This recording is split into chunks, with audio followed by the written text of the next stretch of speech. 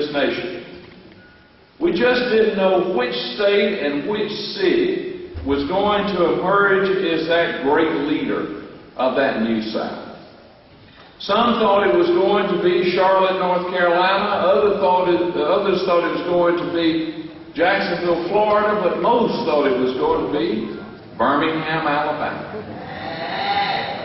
Tell it, sister. And in fact, the reason that was true was that as the South had grown, that Birmingham had something the rest of the South did not. They had a concentration of heavy industry in the steel mills there in Birmingham. And in fact, some companies had already started to locate regional headquarters in Birmingham. And Birmingham and Atlanta, by the way, were about equal in population. Their metropolitan areas were about equal in 1960 in the census. But then they had a governor's race in Alabama, and they had a governor's race here. And in Alabama, they elected George Wallace. And in Georgia, we elected Carl Sanders.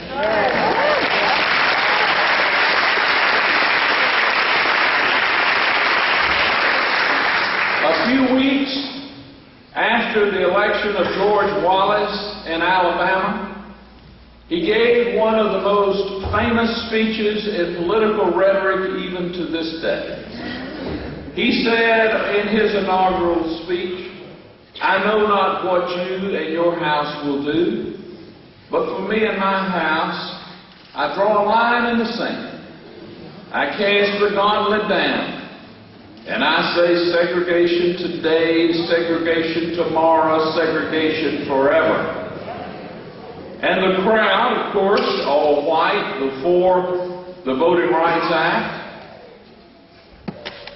roared with approval because it was very popular. And a few weeks later, George Wallace appeared on the front cover of several national magazines as the voice of that South.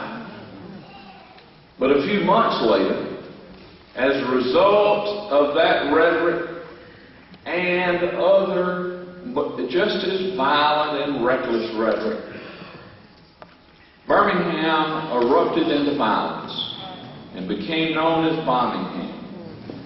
And then 4 little girls were killed going to church one morning just because the color of their skin was different from those outside.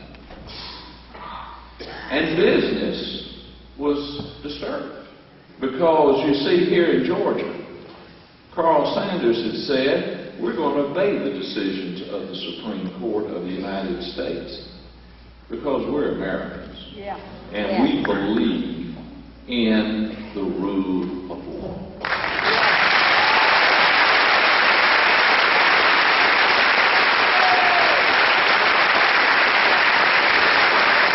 I need not tell you the rest of the story because you know it.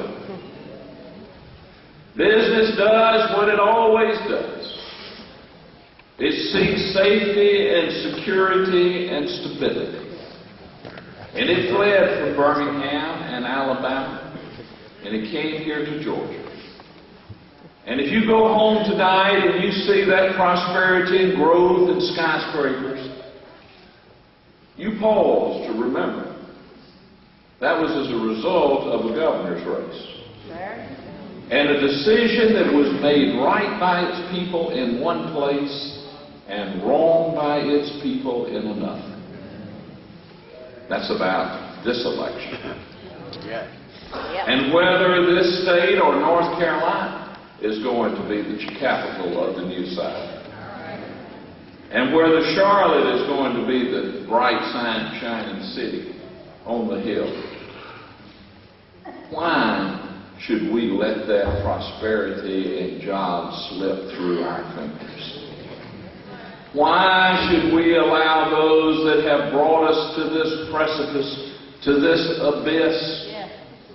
Why should we let that team say, will take you even further into the darkness. I will tell you here. I will tell you here and now that this election is winnable. All of these elections of all of these statewide officials you've heard from previously is winnable. And really, it's about whether we rest the spirit and the soul of Georgia from those that want to exclude rather than include, who want to destroy rather than build, and want to make sure that the few benefit over the many. I'm not going to allow it to happen, and neither